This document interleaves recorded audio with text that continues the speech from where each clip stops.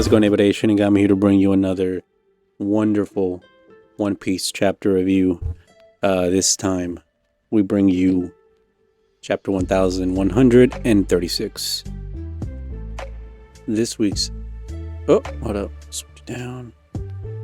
This week's title, or chapter title, is The Country That Awaits the Sun. Mysterious. So as we, take a look here at the cover story, we finally get some development, and would you look at that? Who's Who? A lot of people said, isn't it crazy that Who's Who is the one that kind of was like one of the first mentions of Sun God Nika, stuff like that. I mean, there was kind of references before, but this guy was the one that mentioned what the fruit was and stuff. And lo and behold, it looks like some of the Beast Pirates might have, as you can see, mysterious hidden base in Udon. So we finally have some interesting stuff going on here. So can't wait to see what happens and who Yamato ends up fighting against. Because is it Queen? Is it any of the other numbers? Right? Like, it's got to be significant. The Tobi Roppo. As we continue, it's so tasty. Even the meat is huge. This moose reminds me of dinosaur meat. And then you got big fella over here. They're quite tricky to catch, as ferocious as they are delicious. No task is too great if it's for one's savior. I appreciate it, Hiriden, Stenson. Diggaga. Glad you like it. Then we just see all of them fucking calling as well. Like, damn, bro, these people are huge. It's rare for humans to make it all the way to the Sun Realm. Most confuse the underworld for Elbaf proper and flee before they find their way up here. Listen up. The mighty Oars was a warrior legendary even to you giants. He'd tower over any of you 3 times over. And guess who finally finished him? That's right. It was me. Way to go, Captain Usopp. Just like, oh my god, embellishing the fucking tales. And then we got someone looking at Jinbei. Wow, your skin, it's really blue. You should see Fishman Island. There's so many skin tones.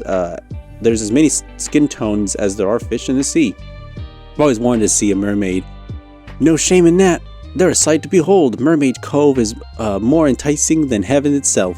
And you just got them all fucking simping over fucking mermaids.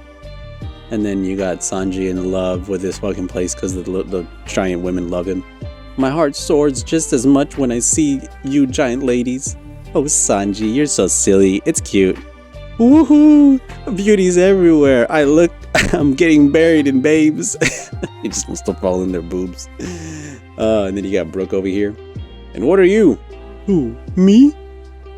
I can answer with my own blues. What the heck am I? Diddy yeah? Whatever. I guess it's a big wide world out there. Let's toast to it. I'm surprised so many giants have never gone out to sea. Yeah, I kind of assumed they were all pirates. And then you got the fucking Roto having to come beg his fucking apology. Nami, I want to apologize to you. This other straw hat about before. I don't know. It's kind of hard to read that part. He ain't going to be forgiven that easy, but beating a proper apology out of him was the least we could do. Gerd, sadistic side really makes my heart flutter. I guess that's Roto saying that. Don't sweat it. It's not like anyone died. Although, it's only because Usopp stopped me. And he just looks at him. If he didn't, I would have been your head. And he's just fucking terrified of fucking Zoro, which rightfully so. Roto, Gaga, don't tell me you picked the fight without checking their current bounties. You never stood a chance. And yeah, he fucking falls over just realizing fucking Zoro's one of like the strongest ones. Don't hold back next time. Gerd. She's so harsh I can't get enough. Come on, everyone born here on Elbaf shares the same dream. To become the next Sun God and rule the world. Sun God? Are you kidding me? The Sun God isn't a ruler. That's right, he's the god of liberation. More like destruction. You're wrong, everyone knows he was the god of laughter. And then they start fucking fighting over this shit. It's getting rowdy. What's this about a god? The sacred Harley texts have been passed down for generations in Elbaf. The legends are written in an archaic language, so there have been countless interpretations. No one can say for sure which translation is accurate, and this is the result. According to the Harley text, the world has already been destroyed twice before, and the name of Sun God Nika is involved after each instance. Nika? You just see Luffy getting fat over here. And then we get a nice proper visual of our boy Sun God Nika, at least another iteration. Who can say if he was the world's savior, or the great destroyer who brought it crashing down? All we know for sure is that he heralds great change. That's why the rulers of the day always tend to fear Nika's return. Nika. And it's just like, alright, I'm going to show another picture from Skypiea, which definitely, again, Skypiea was one of the biggest foreshadows of this whole thing, and I think it has its part to play. Some people showing and symbolizing that the shield is Zoro, and Sanji being the sword. At first you're like, well, wouldn't Zoro be the shield or the sword because he's a swordsman and all that? But when you think about it, how many times has Zoro jumped in front and, defended Luffy with his life? Obviously the event with Kuma, nothing happened. And other countless times where Zoro, even with Kaido, he was the one that went up there with Luffy to go fight Kaido. So it's definitely not a big leap to think that Zoro represents Luffy's shield and Sanji could be the sword, especially with his augmentation from Germa. And also, if you notice the symbol here, it's represented in a bunch of other things. You've got the symbol with Mihawk, then you also got the symbol with the Kozuki clan with the bird, and on the bottom of the bird you see that circle with the symbols there. So yeah, Sun God Nika has definitely been represented in multiple regions, I guess you could say. That's the guy Bonnie mentioned. Yes, the sun god has become a symbol, someone the hopeless and desperate turn to for salvation. They say Nika is adorned by white clouds, with white hair and white clothes to boot, and he is said to have a contagious booming laugh. No wonder everyone's been saying I look familiar, but I'm sure he's got nothing to do with me. Don't be so dismissive, Straw Hat. You'd understand if you were born on Elbaf. We all look up to Nika. Not to defend Roto, but he wasn't lying about us all sharing the same dream. Loki was the same. I believe his motive for Harold's murder was his attempt to follow in Nika's footsteps. Hey, don't justify. Nothing can justify what he did. Elder. And it's kind of crazy that even he kind of is like, again, another pin in the fucking hat of, I don't think Loki is as bad as we all think he is, especially since Luffy didn't behave as bad as we thought. And we'll see later on. Just watch. Loki. So he's a good guy? No way in hell. And you see them all fucking upset. He's their cursed prince. There was a prophecy before Loki was born that foretold that King Harold would be slain by his son. Then shortly after his birth, the royal steed, the horse of fortune, died. That was the same year that Linlin murdered the legendary hero Jorul. And the tragedies kept coming. A year later, the queen herself passed on. The princelings would go on to use their natural strength to make the realm of the dead his own personal playground. He killed many of those ferocious beasts and tamed the rest. He even released a few into the villages. And that was all by the age of 10. And we see his smile and laughter. And again, he is striking a Sun God Nika pose in this one. He was an arsonist. Loki's mischief endangered countless lives. He had the authority of a prince and a malicious personality. He caused hell whenever the king wasn't looking. Then finally, in that very castle, Loki killed King Harold. And we actually get a silhouette, I believe, of King Harold there. The great monarch Elbaf ever knew. A splendid wise man who tried to connect the outside world to get people to see Elbaf beyond Elbaf's feared reputation as a land of warriors. Lord Ja Rule was stabbed trying to stop Loki. My helmet saved me in the end. Yes, dude, you are really lucky. It didn't save anything. Loki's reign of terror finally came to an end 6 years ago. He was running amok at sea when Red-Haired captured him. Shanks? When Red-Haired captured him, he just says, oh, Shanks. Shanks really came here?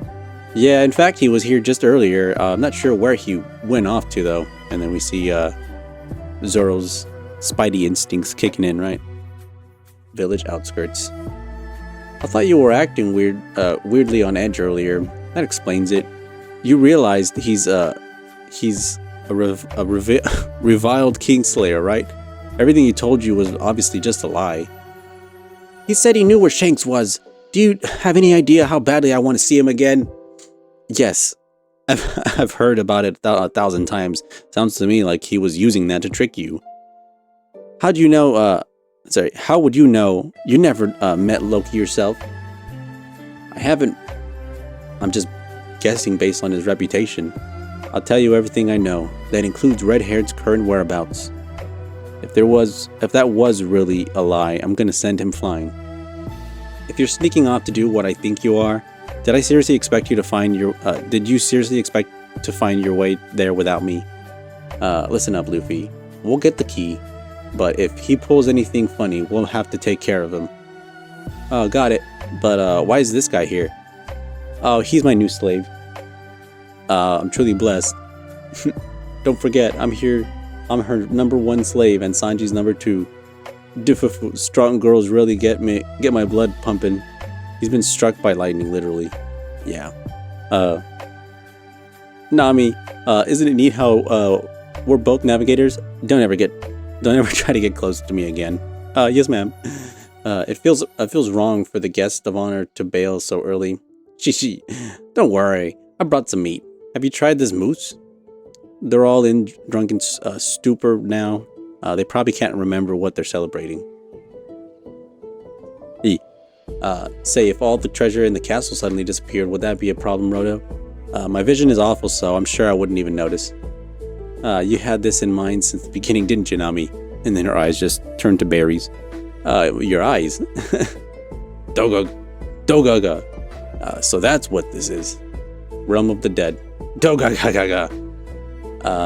If I understood you correctly, then I'm afraid I'll have to step back and refuse your offer.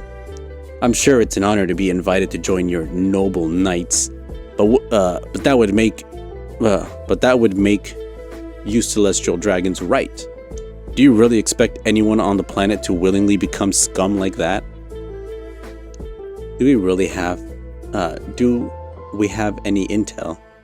All the informants we sent to Elbath reported a giant crow heading for them before their transmission got cut off. Their weakness is beyond Elbath. I'm done just standing by and listening. This is the definition of impertinence. And then you see her like unravel some fucking clothes or whatever that she's got on. I won't let it stand. Don't be hasty, Gunko. And then you see this fucking wolf appear that we already saw with Luffy and them. And also you get a full image here of her name, God Knight Gunko, whatever. Yeah, she looks like a high schooler, senior kind of motif that they got going on. Doga, eat him up, wolf. And then you just see him trying to go for her. Hey, stay back if you want to keep breathing. And she does some weird fucking hand flick thing, and then the dog gets wrapped. Hey, wolf! And then you see her like strangle it or some shit. And then you just see him yell, "Wolf! If we were to spare him, would you change your mind then?" So that's how you operate, huh? Grr. Well, if that was your offer, I'd accept my friend's fate and wish him peace in death. It's okay to grieve and rage, but a warrior never kicks and screams in the face of death. Again, a very Luffy-esque aspect that he's got there. The whole, not kicking and screaming in the face of death. It's just that he uses his grief and rage differently, as opposed to Luffy being more happy. I'll swallow all my fury and use it to fuel me when I reduce this world to rubble. And you just see him fucking going berserk there. A proud proclamation. And that is it. What a beautiful, good fucking chapter, I'd say. I'm very excited to see what happens. It looks like we're getting it, boys. Luffy's gonna free him, and it would be dope if he did end up being on, you know, Team Luffy in the whole end war. Now, I know there's Mr. Morge, I believe, who has put out a theory about, like, hey, maybe Blackbeard's gonna come in and steal his devil fruit power, because it's supposed to be like an opposite of Luffy's. If we have the, you know, the Nika Nika fruit, then would this version of it, because there can be multiple versions of a fruit, if the will and the dream that these people are having is different enough, right? As they said, you know, the hopeless tend to pray for this in times of desperation. So maybe that's why Luffy is the way that he is for his fruit. But the other versions of Sun God Nika could be more either moon-based or different. Just not what we have in mind right now. But I'll throw that out there. That's what I think. I still think this Shanks clone person, I feel like he's a clone. If not, it's kind of weird that he acts the same way, almost the same kind of demeanor that Shanks has. But yeah, I thought this was a pretty good chapter, and we finally gets the ball rolling a little bit more in the story and figuring out, like, Ja Rule got a fucking stab wound and all that. Was just it's crazy. But that being said, Ace Shinigami signing out. Y'all have a good evening, good night, and good morning, and we'll see you in the next one. Bye.